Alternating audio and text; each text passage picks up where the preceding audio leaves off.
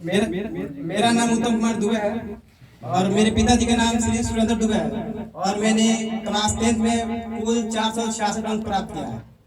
मैं अपना जर्नी जो क्लास 10th का है और इस coaching centre number 1 success point और मेरे गुरुजी रंजन सर का है, उनके मेरे ये अंक पाने के योगदान की चर्चा में आप सभी के सामने करने वाला हूँ। और मैं आप लोग को बता दूं कि मैंने 466 अंक इतनी मेहनत से नहीं, लेकिन कुछ ऐसे ही टिप्स और ट्रिक है जो मेरे गुरुजी रंजन सर और गाइडलाइंस जो मोटिवेशन होती है उसकी वजह से ही पाया है। मैं चाहता हूं कि आप सभी भी आगे मुझसे भी अच्छा अंक प्राप्त करें और इस कोचिंग और एरिया और ये सारे गुरुजनों की नाम ऊंचा करें। मैं चाहता हूं कि आप लोग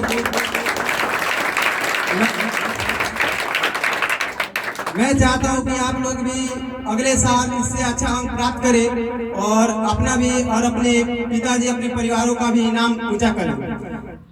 मैं चाहता हूं कि अब मैं कुछ ऐसे ही आप लोग को अपनी जर्नी और इस कोचिंग की योगदान के बारे में चर्चा करूं।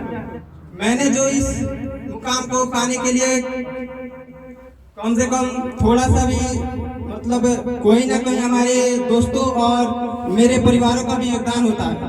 अगर आपके पास कोई अच्छा दोस्त हो तो अगर आप खराब भी रास्ते पे जाएं तो आपका दोस्त कहीं ना कहीं संभाल लेता है, लेकिन दोस्त से भी ज्यादा एक और शख्सियत का सबसे ज्यादा योगदान होता है जो हमारे बीच हमारे रंजन सर, जो हमें गाइडलाइंस की तरह बहुत अच्छे हमें मोटिवेट किए और आगे बढ़ने की प्रेरणा देते रहे।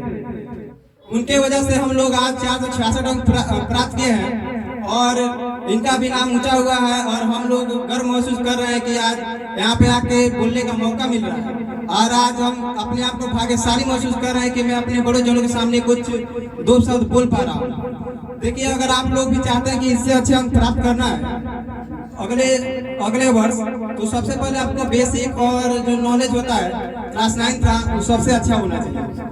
अगर आपका 9th क्लास का बेसिक थोड़ा सा भी कमजोर होगा तो आप 10th में थोड़ा अच्छा अंक प्राप्त करने में हिचकिचाहट करेंगे और मेहनत भी ज्यादा करनी पड़ेगी। मैं चाहूँ तो थोड़ा सा पढ़कर भी मार्क्स ला सकता हूँ, लेकिन पढ़ना है तो अच्छा से पढ़ा जाए, मेरी ऐसी सोच है।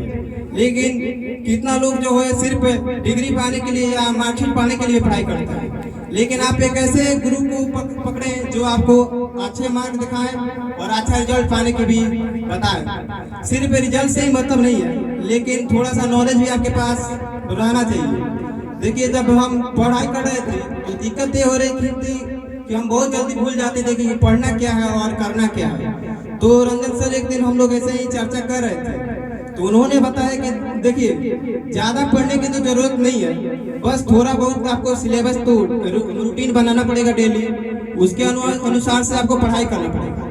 तो मैंने कहा ये भी ठीक है, एक बार ट्राई करके देखते हैं, शायद कुछ हो जाए। फिर भी मैंने उसको ट्राई किया, लेकिन क्या हुआ कि उसमें तो सुधार हुआ, लेकिन जो भूलने की आदत थी फिर भी हमको याद नहीं आ रहा था।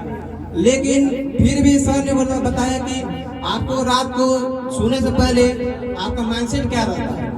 उन्होंने बताया कि देखिए कि आप अगर जैसे रात को सोने से पहले सोचेंगे वैसा ही पाएंगे। तो उन्होंने कहा कि आप रात को ज्यादा से ज्यादा अपने माइंड में पढ़ने का लॉजिक लाइए, या फिर आप जो रास्ता या ख्वाब या स्ट्रीम जो भी देखे हैं उसको सोचिए। अगर आप उसके बारे में ज्यादा से ज्यादा सोचेंगे तो आपका माइंड जो है ज्यादा से ज्यादा उसी की तरफ ले जाने का ट्राई करेगा। उन्होंने बताया कि देखिए, एक ऐसा रीजन भी है पढ़ाई करने का जो बहुत सारे बच्चे को मालूम नहीं है। वो पढ़ने पर तो बैठ जाते हैं, लेकिन उन्हें ये नहीं पता कि हम लोग पढ़े कैसे। वो अगर एक उनको फेवरेट सब्जेक्ट अगर मैथ है तो ज्यादा से ज्यादा मैथ पर ध्यान देते हैं और बाकी सब्जेक्ट वो छोड़ देते हैं और पढ़ते भी नहीं है। वो देखता है कि चलो ना, मैथ में तो सर टेस्ट ले रहे हैं, बाकी सब्जेक्ट तो टेस्ट ले ही नहीं रहे, तो उसमें ज्यादा मार्क्स करने का क्या फायदा। लेकिन ऐसा नहीं है, अगर मैं चाहूँ तो सिर्फ मैथ भी पढ़ के 100 ला सकता था, लेकिन यहाँ तक नहीं आ सकता था। जैसे कहा जाता है कि कोई भी एक व्यक्ति कामयाब होने में सिर्फ उसका ही योगदान नहीं होता, बाकी सबका भी होता है। उसी तरह सिर्फ आपको अच्छा रिजल्ट लाने के लिए सिर्फ मैथ का योगदान नहीं चाहिए, बाकी सभी सब्जेक्ट का योगदान चाहिए। तो सर ने बोला कि देखिए, आप मैथ पे ज्यादा फोकस कीजिए, लेकिन उसके साथ साथ सेल्फ स्टडी और उसके साथ जो टेस्ट होता है चैप्टर वाइज, उसको आप ज्यादा से ज्यादा बनाइए। उसके बाद आप देखिए कि आपका सेल्फ इम्प्रूवमेंट कितना होता है। अगर आप पढ़ाई में अगर मतलब बहुत ज़्यादा धीमे हैं तो आप अच्छा से अच्छा पढ़ाई कीजिए, ज़्यादा से ज़्यादा पढ़ाई कीजिए, लेकिन इतना कि जो ज़रूरी है उससे उसको मतलब टेस्ट में जो आए वही पढ़िए, लेकिन ज़्यादा पढ़ाई करने से भी सही नहीं है। मेरे अनुसार से जो ज़रूरत है, जो सर ने बताया है और उनके अनुसार जो मोटिवेटेड किए हैं वहीं ज़्यादा से ज़्यादा पढ़ाई कीजिए। और एक गुरु के पास ऐसा एक्सपीरियंस है वो आपको जैसे चाहे वैसे ले जा सकते हैं। अगर आप गुरु से बदतमीजी करेंगे तो आपको जैसे चाहे वैसे रिजल्ट दिलाने के लिए काबिल है, लेकिन अगर आप गुरु के एकदम प्रिय बने रहेंगे तो आपको अच्छे से अच्छे मुकाम तक पहुंचाने के लिए भी काबिल है।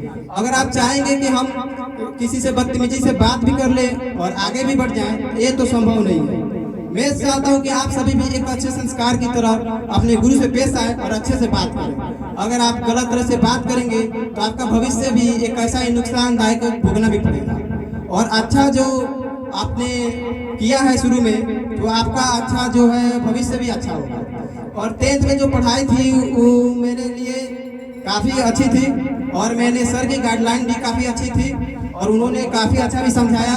उन्होंने बताया कि पढ़ने की भी बहुत सारी ट्रिक है, लेकिन सारे लोग जानते भी नहीं हैं। लेकिन अंक प्राप्त करने का सबसे बेहतरीन तरीका है कि आप लोग आंसर राइटिंग करते कैसे।